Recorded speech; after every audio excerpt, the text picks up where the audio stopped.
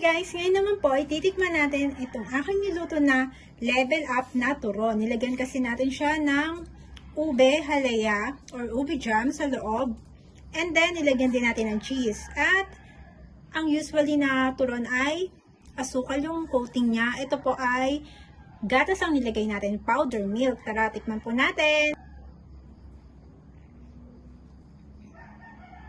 Ito po siya, tikman natin.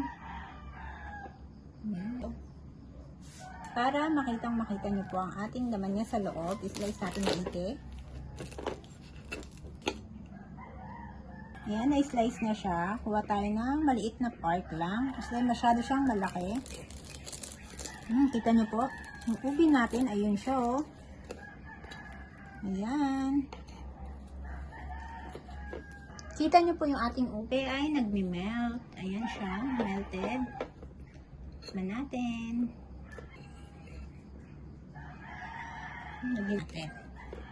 Ito yung saging at yung ating ube na may cheese. Ayan po siya. Sarap niya. Sobrang crunchy din po ng ating wrapper. Ayan siya. Kukumbine yung lasa ng cheese, ng ating ube, at yung ating nilagay na powder milk, and then yung ating saging. Ang sarap po niya. Pwede siyang pang merienda at pwede rin siyang pang negosyo. Ayan. Ang sarap niya, promise.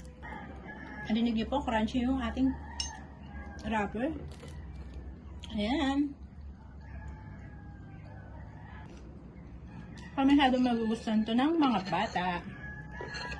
Sure ako magugustuhan nila kasi hindi to yung ating turon na sugar lang nasa ibabaw, naka-coat po. Ito ay nidevelop natin, lagyan natin ng imbis na asukal, ang nilagay po natin ay gatas.